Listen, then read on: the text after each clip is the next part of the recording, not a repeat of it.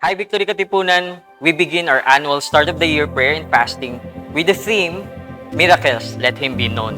It's day 1 and I'm so excited. Let's listen to the exhortation of Pastor Michael Paderes about the Holy Spirit's outpouring on the church for a mission.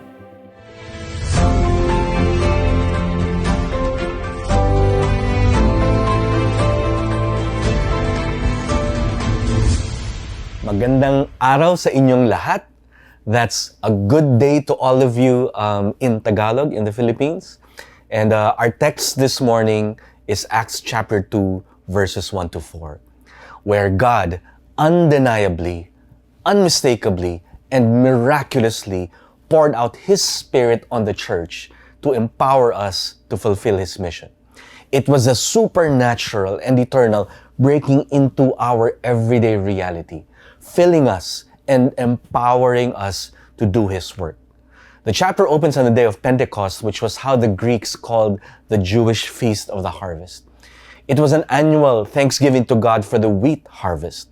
But over the years, it also became the anniversary of the giving of the law to Moses and Israel on Mount Sinai. And so it was against this backdrop where chapters 1 to gives us a picture of the disciples together in one place, devoted in prayer and in one accord. They were waiting for the Holy Spirit as Jesus had promised and preparing for the feast.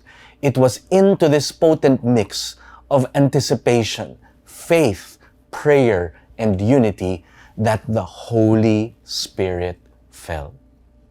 There was nothing subtle about this moment. It was sudden. It was loud, it was visible, it was tangible, it was overwhelming. There was wind, there was fire from heaven, which signified the literal presence of God in power, filling everyone gathered in the room. Now, the visible expression of all of this power, the awaited promise, was concentrated at this moment in the gift of tongues.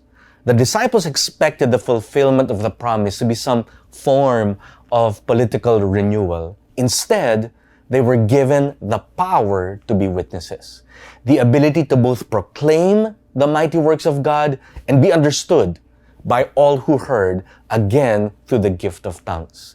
The power of this confession transcended all linguistic and cultural barriers, and by the end of the chapter, had brought together 3,000 people from every nation under heaven and formed them into a spiritual community.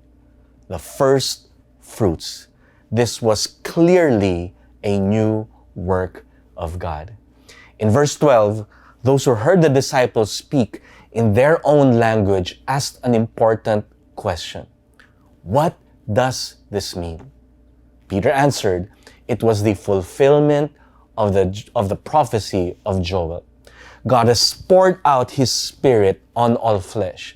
The Holy Spirit has broken into our daily lives, personally, individually, forming us into a witnessing community.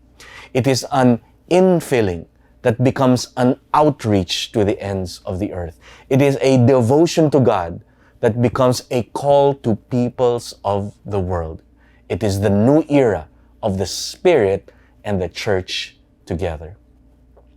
Pentecost was Christ's answer to His own prayer in Matthew chapter 9, verses 37 to 38, to send more laborers to the field because the harvest was ripe, but the workers few.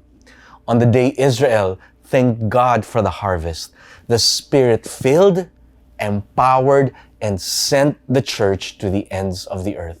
This was the epicenter of the book of Acts, of the church, and of the mission of God to the world.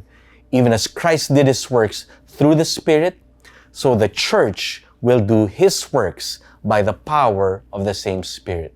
Even as the Spirit anointed Christ at His baptism on the river Jordan to launch Him into His ministry, the infilling of the Spirit empowers us into our ministry. The promise of Pentecost is available to us today, every day, for life and for witness, as we yield to and put our faith in the Holy Spirit, He empowers us to walk in the victory and the work of God every day in our lives.